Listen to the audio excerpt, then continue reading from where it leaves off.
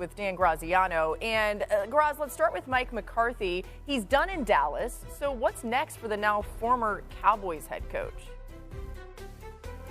Laura, he'll be free to talk to any team he wants after midnight tonight. That's when the Cowboys' exclusive negotiating window with him expires.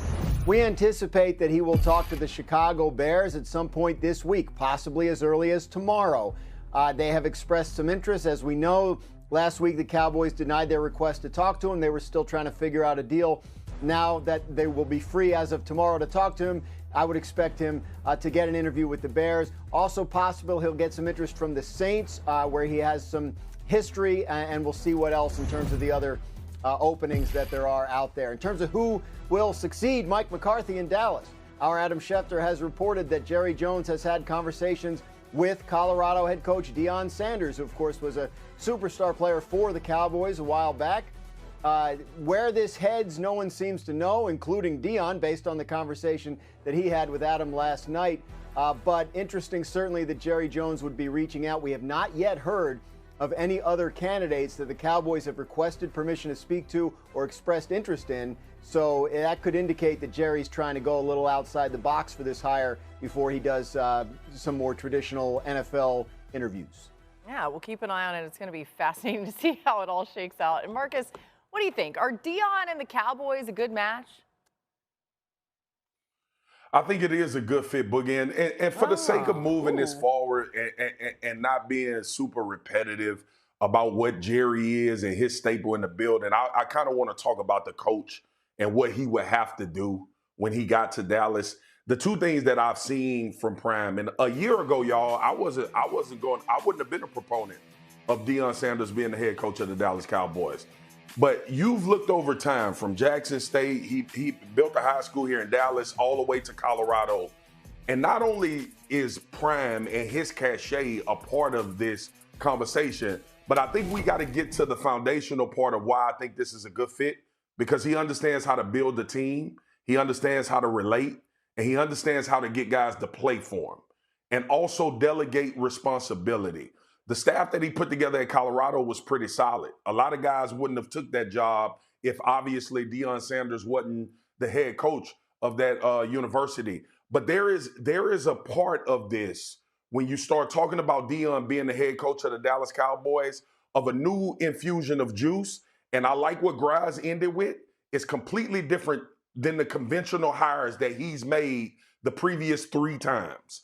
We talk about, 4, Bill Parcells, Wade Phillips, Jason Garrett, and then ending with Mike McCarthy. I think this would set a new course from a standpoint of a coach with a different train of thought when he takes this job with Deion becoming the coach, possibly.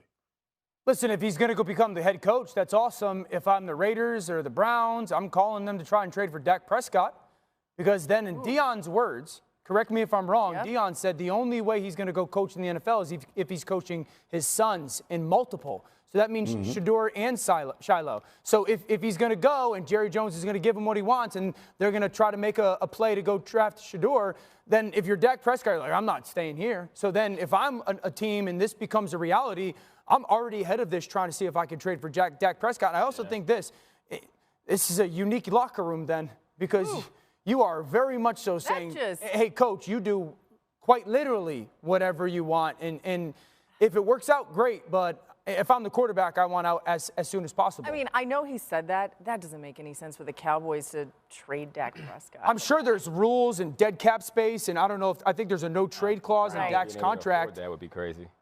You're right, but you're not staying if he's the head coach, if that's the case. He said it out loud. Yeah, he has said that. And honestly, if I'm a player on a team, I don't know as a wide receiver if I would want to play for a team where my quarterback's dad is the head coach.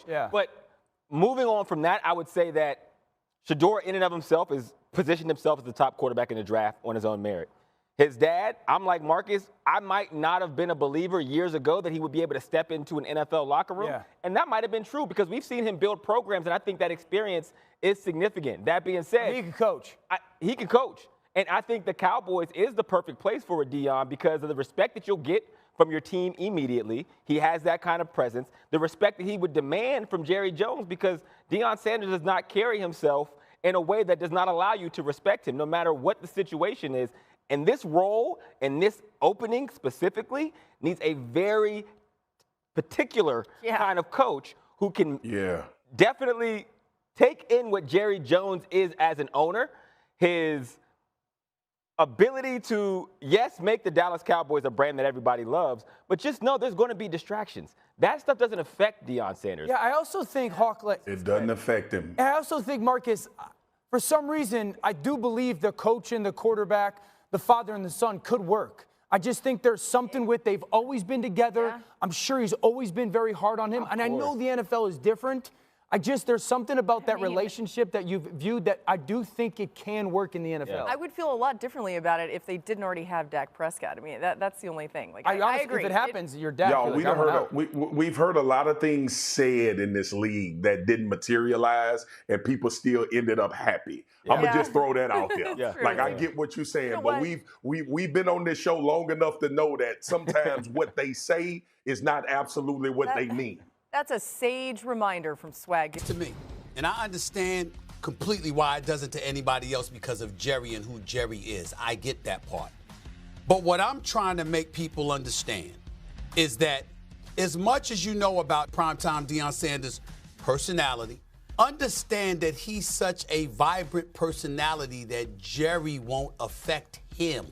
And it's not going to dilute the impact he's going to have on the players he coaches. Unlike a Bill Parcells or unlike somebody else, Deion Sanders has the ability to wrap his arms around Jerry and say, Jerry, come here, man. Listen to me. Let me talk to you. Other people had to sit up there and succumb to Jerry Jones saying, yo, this is what I want to do, and here's how I want to do it. It's a way that you got to deal with people. I'm saying Deion has that element that Jerry Jones won't shun because it still shines a light on the Cowboys, but it doesn't dilute his shine. Both can be true. I believe if Jerry Jones offers Deion Sanders this job, Deion Sanders going to take it. Deion comes in and he's automatically bigger than Jerry. Jerry don't want no coach. When was the last time Jerry had a player bigger than him? When was the last time Jerry had a coach bigger than him? Time shows up, he's automatically bigger than Jerry. That ain't gonna work. I don't care how good a coach you are, how good a staff you build. If a player wants something different than the head coach, those two visions have now split. If you side with the player, you've weakened your team. This has nothing to do with Deion Sanders and everything to do with Jerry Jones. Because here's the truth is, the last guy that had the authority to walk in that room and say something had won Super Bowls for Jerry, and Jerry fired him. 30 years of behavior tells you that Jerry ain't changed and they ain't winning because of it. That's just the facts. Well, if Deion does become the Cowboys head coach, here's what he'd be looking at. Dallas has to clear nearly $4 million just to be salary cap compliant. They have a few free agents, notably Zach Martin and DeMarcus Lawrence, and Dak Prescott carries an $89 million cap hit, the highest in the biggest potential ripple effects. If the Dallas Cowboys bring Deion Sanders as head coach, y'all, can you even imagine what it'd look like if Deion Primetime Sanders took the reins of the Dallas Cowboys? It ain't just a wild idea anymore. It's buzzing all over. NFL Network's Ian Rappaport spilled the beans that there's some mutual interest between Sanders and Jerry Jones, the Cowboys owner. Sure, Coach Prime's made it clear he's loving life in Boulder with the Colorado Buffaloes, but let's not forget, this man's got history with Dallas, and he's never been shy about stepping into the spotlight. Now, skeptics might call it a publicity stunt by Jerry Jones, who sure knows how to keep folks talking. But there's real chatter behind this, folks. ESPN's Ed Werder claimed Sanders would be all in if the Cowboys offered him the job. And if they do, hoo boy, the ripple effects would be felt far and wide, from the NFL to college football, and back again. Let's be real.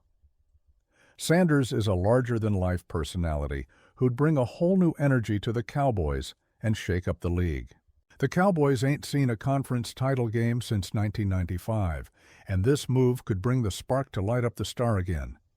Imagine the recruiting power and media frenzy Sanders would whip up.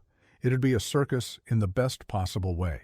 For as Other teams like the Chicago Bears or New Orleans Saints still hunting for a coach, Sanders in Dallas could be a blessing in disguise. They'd have a clear shot at top contenders like Kellen Moore or Ben Johnson without Dallas snatching them up. The Raiders? They've flat out said, thanks, but no thanks to Sanders. So if he's going NFL, Dallas looks like his one and only dance partner. But let's not forget the college world. Colorado would lose a coach who's more than just a play caller. He's a magnet for talent. Boulder might feel the sting, but what they'd lose could become a game changer. For Dallas, Sanders has got that Midas touch when it comes to turning doubters into believers. Here's the big question for y'all. If Deion Sanders lands in Dallas, would he finally be the one to lead the Cowboys back to the promised land? Or is this just another wild Texas tall tale? Let us know your thoughts below, Cowboys Nation.